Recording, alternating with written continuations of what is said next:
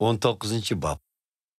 Apollos Korint şəhərindəki vaxtida Pavlus səfər qılıb, içki quruqluq arqılıq Əfəs şəhəriga gəldi. Bu yerdə mərhum Yahya peyğəmbərinin bəzi şagirdləri bilan uçuruşub, ulardan "Sizlər Xudanın yoluna minishqa başlaganda, uning muqaddas ruhi sizlarga ato qilinganmi?" deb so'radi. "Yo'q, biz muqaddas ruh bor deganni zodi anglabotganmiz" deb javob berdi ular. Pavlus yana "Undaqda sizlar cho'mildirganda, uning ma'nosini nima deb tushundinglar?" deb so'radi. "Bizning tushunchimiz Yahya payg'ambar bergan ta'limga asos qilingan" deb javob berdi ular. Shu chog'da Yahya payg'ambar kishilarga cho'mildirishni qabul qilganlarning gunohiga tavba qilib, Xudoga yuzlanish niyatini ifodalash kerakligini ham o'zidan keyin kelguchiga, ya'ni Hazrati Aysoga ishonishi kerakligini topilgan, dedi Pavlus. Ular bu gapni anglagandan keyin Rabbimiz Aysoga e'tiqod qilib, uning nomi bilan cho'mildirishni qabul qildi. Pavlus qo'lini ularga tekkizib turib, duo qilayotganda, ularning vujudiga muqaddas ruh tushdi. Buning bilan ular o'zligi noma'lum bo'lgan tillarda Xudoga madhiya o'qishdi, ham Xudodan kelgan vahiylarni yetkazishga boshladi. Ular taxminan 12 kishi edi. 3 oy davomida Pavlus Əfəs şəhərindəki Yahudilar ibodatxonasiga kirib, ular bilan yuraklik so'zlashib, ularni Xudoning podshohligi to'g'risida ta'limga qoyil qilishga tirishdi. Lekin ba'zilari johillik qilib ishonmay, jamoat oldida Rabbimiz Ayso yo'lga haqorat keltirdi. Shunga Pavlus e'tiqodchilarni elib, ulardan ayrildi va har kuni Tiranus ismli odamning maktabida suhbatlashishni davomlashtirdi. Bu xizmat 2 yil davomlashdi. Natijada Osiyo o'lkasidagi butun xalq, Yahudilar yoki Yahudi emaslar bo'lsin, hammaylan Rabbimiz Ayso haqidagi so'zlardan xabardor bo'ldi. Xudo Pavlus orqali ajoyib mo'jizalarni yaratdi.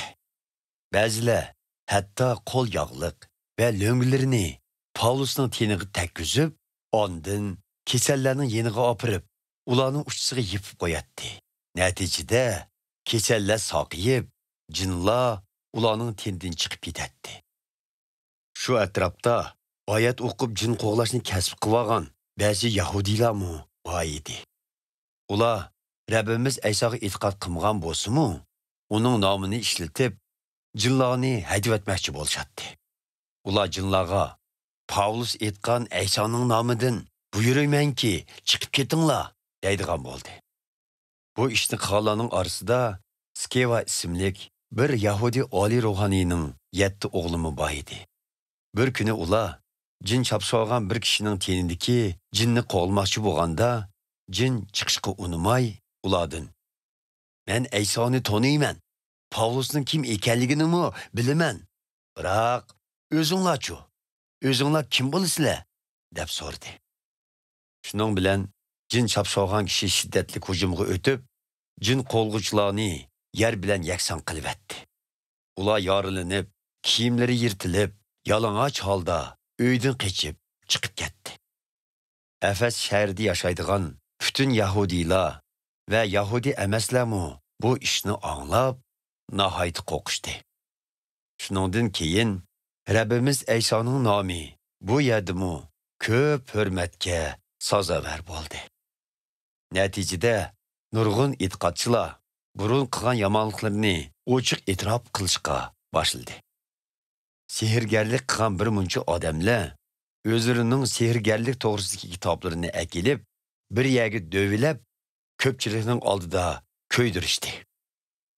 Bu kitoblarning qimmati jami 50 ming kumush tangiga yetadi. Shunda qilib, Rabbimizning ta'limi umumyuzlik tarqilib, zo'r ta'sir paydo qildi.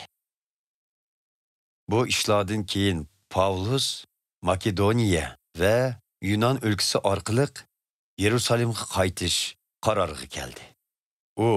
U yerga borgandan keyin Rim shahriga berishim kerak, dedi.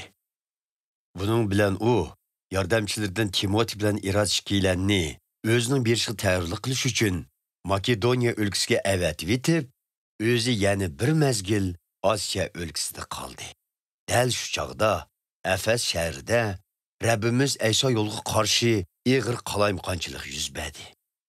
Ayol iloh Artemisning sharpiga yasalgan butxonaning kumush haykallarini yasagan Dimitri ismli bir zargar boy edi. Uning hunarvallari bu hunar bilan ko'p foyda olgan edi. Dimitri hunarvallari va o'z qismidagi munosabatli ustalarni yig'ib, ularga qarindoshlar, bizning rivoj tepishimizning hunarimizga bog'liq ekanligini bilasizlar. Hozir yeliqi Paulus degan ablahning nima ishlarni qilib yurganligini anglagan ham ko'rgan bo'lishinglar kerak. U qo'l bilan yasab olgan buttiringlar Xudo emas deyishi bilan Efes va butun Osiyo o'lkasidagi nurg'ulg'an kishilarni qaymoqtirib, tuyuq yo'lga boshlavatdi.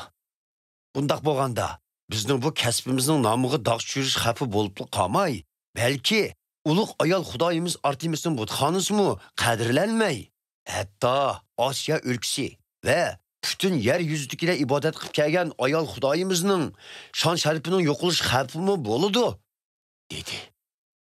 Bu so'zlarni anglagan ko'pchilikning g'azabi o'rlab, qayta biz Efesliklarning ayol xudosi Artemis ulug'dir deb chuqon selishga boshladi. Buning bilan butun shahar ostin ustin bo'lib ketdi. To'polonchilar Paulusning safardoshlaridan Makedoniyalik Gaius va Aristarxuslarni tutib elib, oldiga selib, usti ochiq teatrxonaga elib bordi. Paulus to'polonchilar orasiga kirib so'zlamoqchi bo'lib edi, lekin e'tiqodchilar uni kirishdan to'sidi.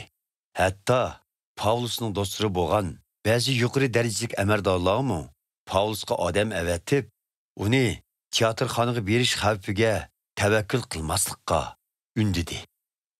Bu chog'da butun teatrxonaning ichi varang-churungga to'lgan bo'lib, biri bir nimada vaqirsa, yana bir nimada vaqiratdi. Ko'p sondagi kishilar o'zlarining nimaga yig'ilganligini bilmaydi. Yahudilar o'zlarining Paulusning tarafdorlari emasligini ko'rsatish uchun Iskandar ismli odamni o'zlarini oqlash maqsadida oldiga chiqadi. Iskandar ko'pchilikka qo'l ishorat qilib, Yahudilarni oqlashga boshladi. Biroq ko'pchilik uning Yahudi ekanligini bilganda, bu ishda uning mas'uliyati bor o'xshaydi deb qoldi. Shunga ko'pchilik tangla, Xudoyimiz Artemis ulug'dir deb 2 soatcha chuqon selishdi. Oxirda shaharning yerlik amaldori xaloyiqni tinchlantirib mundaq dedi: "Hey Efes xalqi, biz Efesliklarning ulug' Artemis butxonasining va uning osmondan tushgan muqaddas teshining qo'g'dug'isi ekanligini bilmaydigan kishi bormi? Bu ishlarni hech kim yo'qqa chiqarib o'tolmaydi. Shunga sizlar o'zinglarni besib elishinglar. O'ylamay biror ko'ngilsiz ish chiqarib qo'ymasinglar kerak. Sizlar bu kishilarni bu yerga so'roq qilishga elib keldinglar.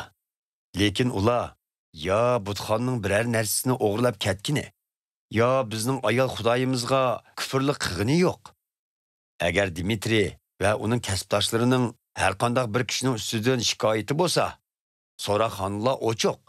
So'roqchilarmi bor? Shikoyatini shu yerga berib qilsin. Boshqa masalalar bo'lsa-mu, qonuniy so'rovlarga berib, bir taraf qilishinglar lozim.